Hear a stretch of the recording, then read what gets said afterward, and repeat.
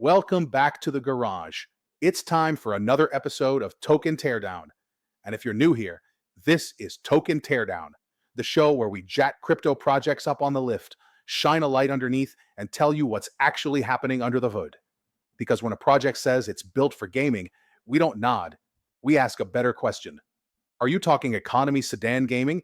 Or are you talking Maserati Levante Trofeo vibes? That matters today, because the machine on the lift is Immutable X, IMX. IMX isn't trying to be the fastest chain in crypto. It's not trying to win drag races. It's trying to be premium gaming infrastructure, fast where it counts, smooth under load, and good enough that studios actually want to build on it. So the real question is IMX a true Levante Trofeo, luxury performance, real engineering, built to run hard over time?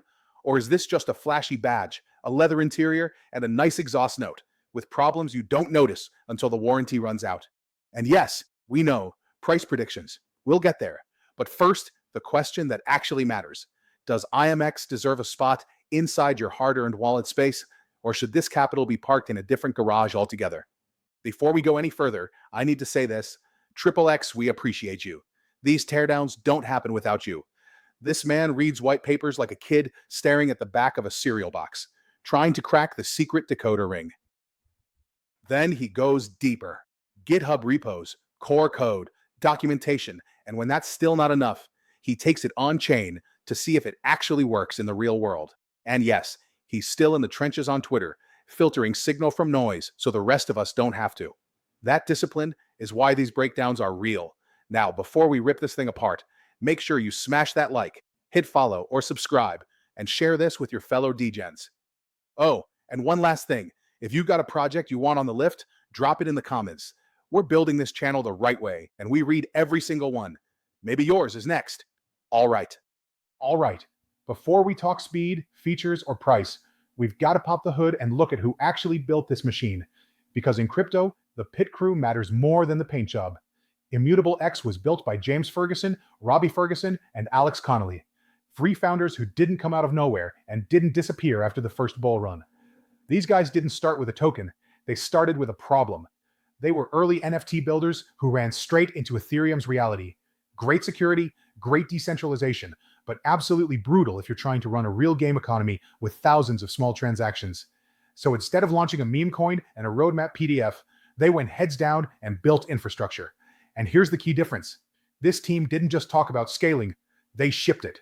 Immutable started by integrating Stark-based zero-knowledge tech, which is just a fancy way of saying, batch a ton of transactions together, prove they're legit with math, and settle them back to Ethereum without clogging the main chain.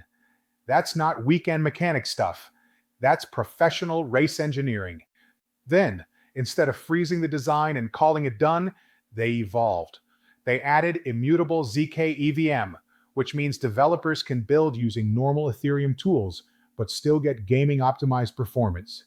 Translation, they didn't build a one-off race car that only works on one track. They built a platform other teams can actually drive. And just as important, these founders stayed public, visible, and accountable. No disappearing acts, no community-run excuses, no ghost town GitHub. They raised real capital, hired real engineers, survived multiple market cycles, and even navigated regulatory pressure without folding the tent. That's what a serious pit crew looks like. Maserati Levante Trofeo analogy. This isn't a body kit slapped onto a rental SUV. This is a luxury performance vehicle built by engineers who've actually turned laps and know what breaks when you push it hard. Now, a great pit crew doesn't guarantee a championship, but without one, you never even make it out of the paddock.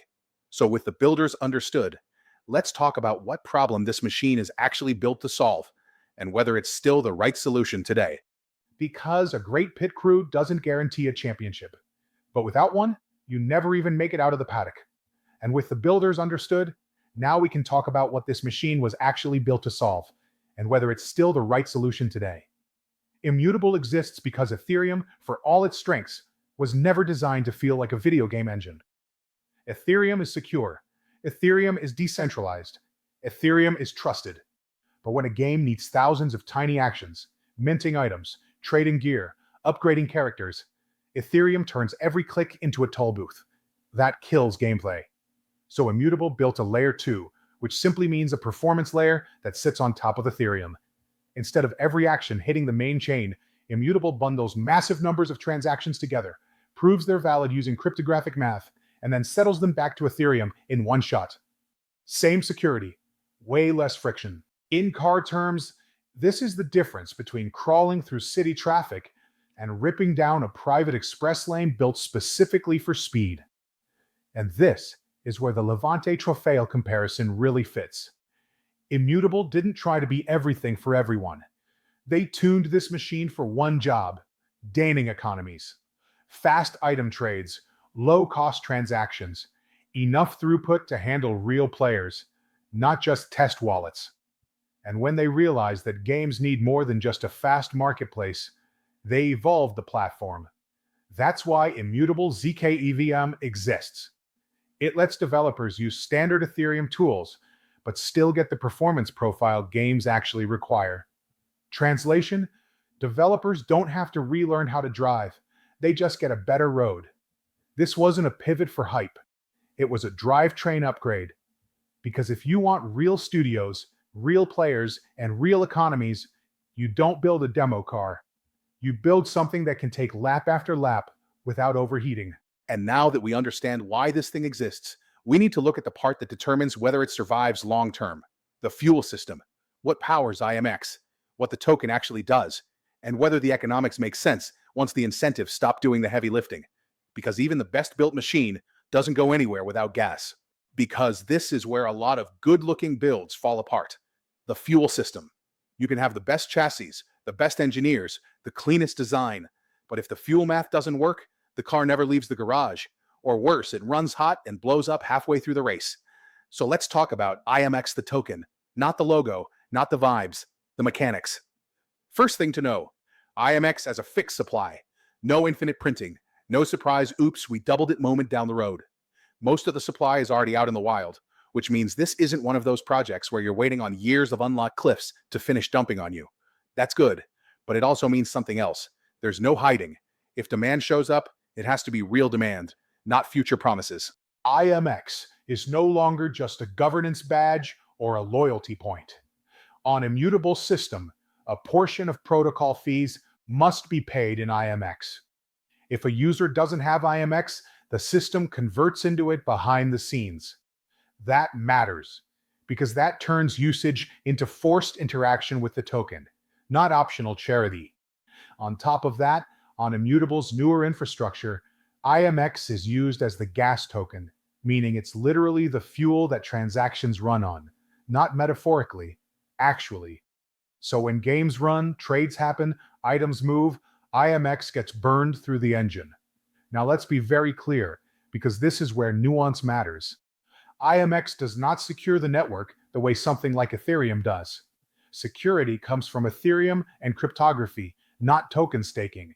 So staking IMX isn't you're protecting the chain. Staking IMX is more like you're sharing in the platform's economic activity.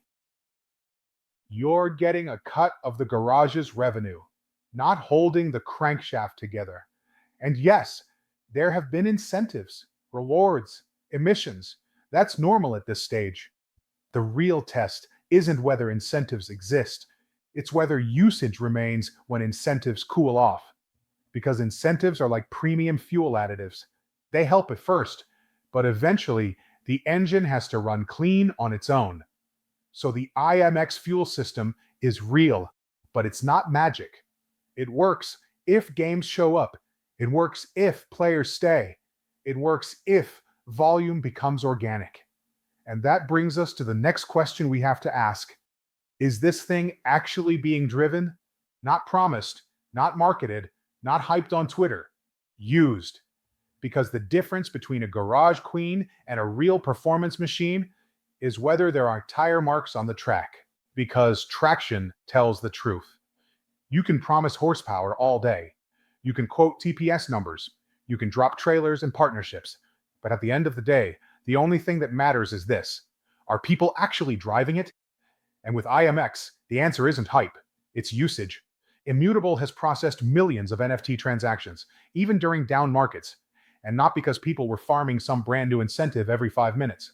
Real games, real players, real item movement. Not everyone showed up for the airdrop and vanished. That's an important distinction. Games like card battlers, RPGs, and marketplaces don't work unless users are constantly interacting, buying, selling, upgrading, trading. And that kind of behavior doesn't survive if fees spike or transactions lag. That's where Immutable earned its reputation. Not as the loudest chain, not as the trendiest narrative, but as one of the few places where gaming transactions actually feel like gaming, not finance homework. Now, let's be honest.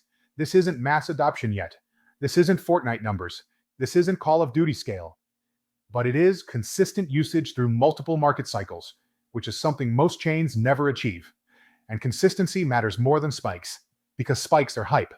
Consistency is product market fit trying to emerge. And this is where the Levante Trofeo analogy gets real. A Levante Trofeo isn't the most common car on the road. It's not built for everyone. But the people who own one, they drive it because they want to, not because someone paid them to sit in the seat. That's IMX today.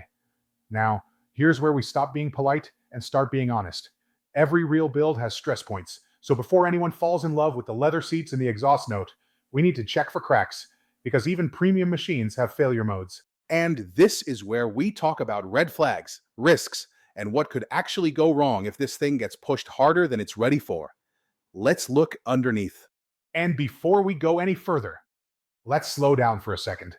Because up to now, we've talked about what IMX does and who uses it. But we haven't fully answered the two questions that decide whether this thing survives long term. Is the tech actually special? And does the token really matter? So let's clear both, clean and simple. First, the tech. Immutable uses zero-knowledge rollups. That just means the system can prove a massive batch of transactions happened correctly, without rechecking every single step on Ethereum. Think of it like this. Instead of showing Ethereum every receipt from a full shopping trip, Immutable hands over one sealed envelope that says, everything inside checks out. Here's the math to prove it. Ethereum verifies the proof, not the mess. That's why it's fast, that's why it's cheap, and that's why security still holds. Now here's the upgrade that matters. Immutable didn't lock itself into a niche forever. They added zkEVM support. That means developers can build using standard Ethereum tools, but still get gaming-grade performance. This is not trivial. It means Immutable isn't just fast, it's compatible. And compatibility is what brings developers, not white papers. So the tech is real, it's proven, and it's not vaporware. Now, the harder part, the token. IMX has a fixed supply. Most of it is already circulating. No giant unlocked guillotines hanging over your head. No surprise inflation later. That's good. But here's the part people misunderstand. IMX does not secure the chain. This is not Ethereum. This is not proof-of-stake security. IMX is an economic token. It's used for paying protocol fees, paying gas on immutable zkEVM, staking to earn a share of platform activity. So IMX lives or dies on usage. No usage, no demand. Real usage, real pressure. This token doesn't win by vibes. It wins by throughput. And that's exactly why Immutable's future is binary. If games show up, players stay, and transactions grow, IMX becomes real fuel. If gaming adoption stalls, IMX becomes a very nice badge with no engine behind it. And that is the trade. Now that we've covered the tech and the token mechanics honestly, we're finally ready to talk about the uncomfortable stuff. The risks, the red flags, and what breaks if this thing gets pushed too hard. Now, before anyone's eyes glaze over, let's get one thing straight. Tokenomics is just a fancy word for the fuel. That's it. Not vibes, not buzzwords, fuel. Because you can have the cleanest design, the fastest tech, and the best pit crew in the world. But if the fuel doesn't work, the car doesn't move. So let's talk about IMX's fuel system. IMX has a fixed tank, no infinite printing, no mystery refills later. Most of that fuel is already in circulation, which means there's nowhere to hide. If this thing runs, it runs because people are actually driving it, not because more fuel keeps getting dumped in. Now here's the important part. On Immutable, a portion of fees must be paid in IMX. If a player or developer doesn't hold IMX, the system converts into it automatically. Translation, usage forces interaction with the token. And on Immutable's newer setup, IMX is the gas, the literal fuel that transactions burn when games run and items move. That means every trade, every mint, every upgrade taps the same tank. Now, quick reality check. IMX does not hold the engine together. This isn't Ethereum staking. Security comes from Ethereum and cryptography. IMX's job is economic, not structural. So, staking IMX is more like getting paid a cut of the garage's revenue, not being responsible for keeping the wheels on. And yes, there are incentives right now. That's normal. The real test is whether the engine still runs when those incentives ease off. Because incentives are like premium fuel additives. They help early, but long-term performance depends on real usage. So IMX's fuel system is clean, it's honest, and it's unforgiving. No usage, no pressure. Real usage, real demand. And now that we understand the fuel, we can go back to the uncomfortable part. Because even the best fuel system won't save a car with hidden cracks. Because IMX isn't racing the whole market. It's racing a very specific grid. This isn't layer 1 versus layer 1. This isn't meme coins versus meme coins. This is gaming infrastructure versus gaming infrastructure. And that's a tighter race than most people realize. You've got general purpose chains saying, yeah, we can do gaming too. You've got app chains saying, just spin up your own engine. You've got newer rollups saying, we're faster, cheaper, newer. So what's IMX actually competing on? Not raw speed headlines, not TPS marketing numbers. Execution and experience. Immutable's edge is that it's already been through real traffic. Games didn't just demo here, they shipped here. Wallet onboarding, marketplaces, item standards, royalty handling, compliance pressure, all the boring stuff that breaks games in production. That's the stuff Immutable already had to solve. And that's why the Levante Trofeo analogy still fits. This isn't the fastest car on the Nürburgring, but it's faster than most people can actually use. And it's comfortable enough that studios don't hate living with it. Now here's the competitive risk, and this is important. Speed is getting commoditized. ZK tech is spreading. Tooling is improving everywhere. Everyone is learning from everyone else. So Immutable's moat isn't permanent. If another chain delivers equal performance, better economics, easier onboarding, and stronger distribution, developers will switch.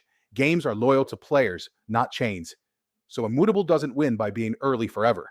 It wins by staying one step ahead operationally. Better SDKs, smoother onboarding, less friction for studios, less pain for players. That's the real race. And this is where IMX is either very smart or very exposed. Because they didn't diversify the narrative. They didn't say, we're gaming, DeFi, AI, and payments. They said, we're gaming, period. That focus is powerful, but it also means there's no backup story if gaming adoption stalls. So competition here isn't about who tweets louder. It's about who attracts studios, keeps players, and converts activity into real economic flow. Which brings us to the last thing we need to check before we score this build. Does this machine actually make money, or does it just sound good when you rev it? Because at the end of the day, performance is fun, but revenue keeps the lights on. All right, so who's actually playing on this thing? Because chains don't matter, tokens don't matter, tech doesn't matter, games matter. Immutable isn't a ghost town with a nice website. There are real titles live or in production. You've got Gods Unchained, which is Immutable's flagship. A real trading card game where cards actually move, get traded, and hold value, not just a tech demo.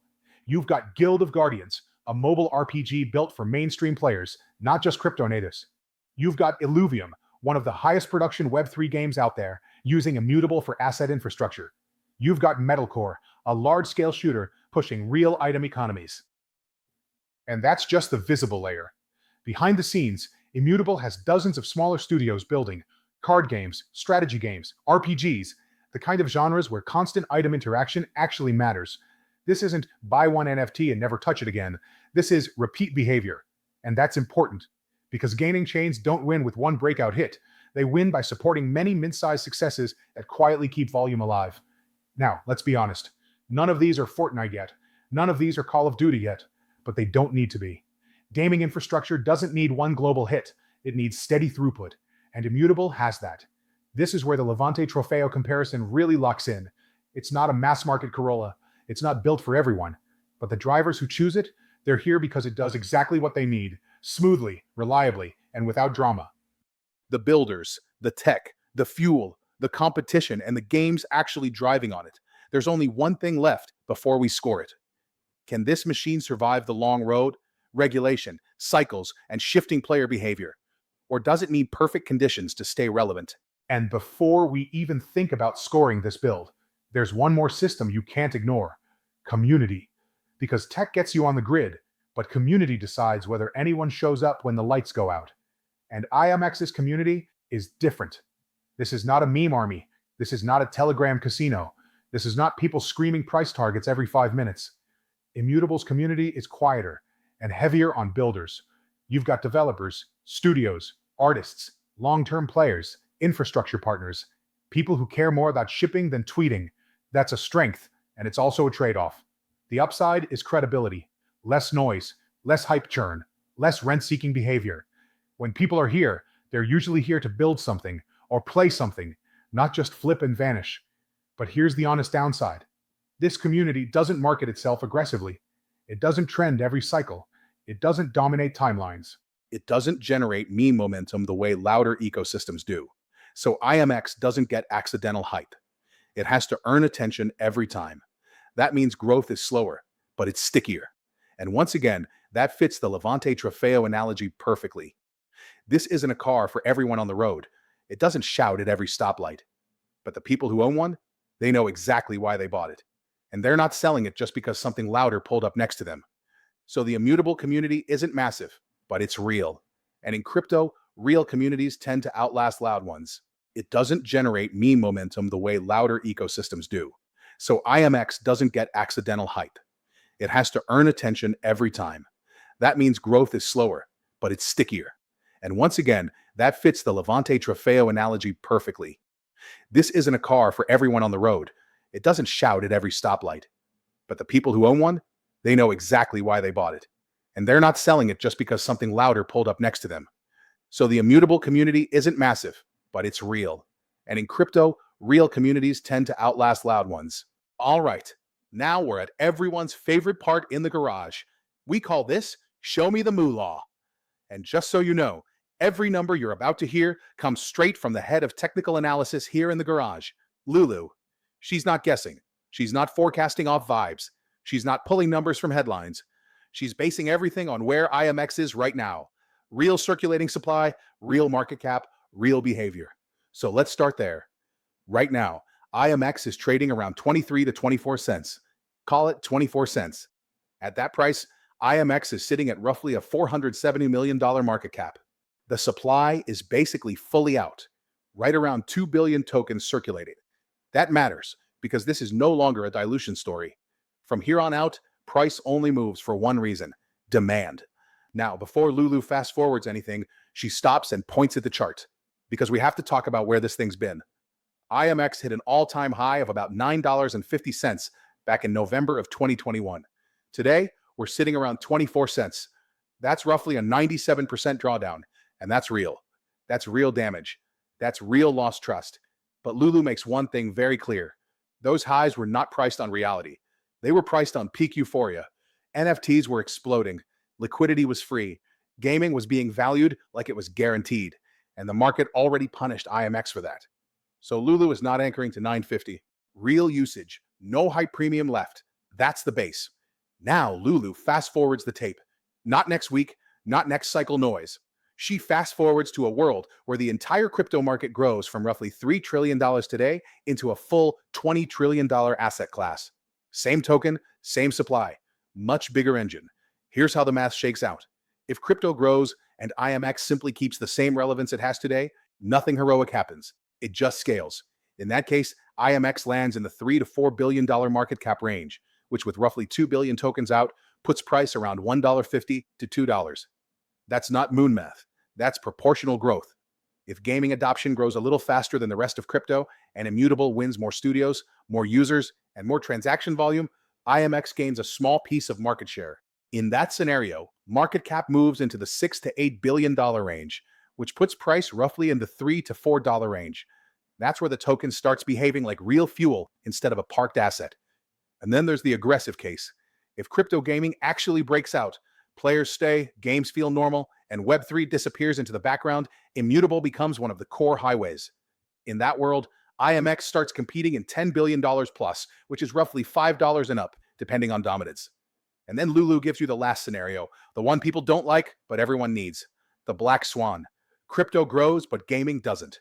In that world, IMX doesn't collapse, but it underperforms because there's no pivot, no escape hatch. This token only wins if the product wins. So when Lulu looks at IMX at 24 cents, her read is simple. It's not priced like a winner, but it's not priced like it's dead. The market is saying, now the dino. Team and Pit Crew scores an 8.8 out of 10. They stayed public, shipped through multiple cycles, and kept building even after the price collapsed. Technology and Drivetrain score an 8.6 out of 10. The Zero Knowledge Stack and zkEVM worked under real load, but competition in gaming infrastructure is increasing.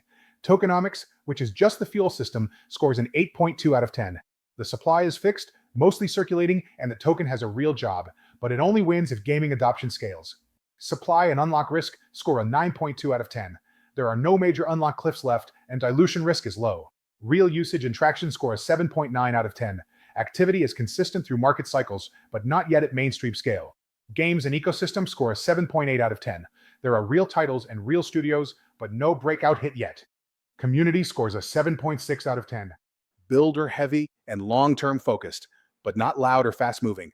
Competitive position scores a 7.7 out of 10. Execution advantage exists today, but the field is getting crowded.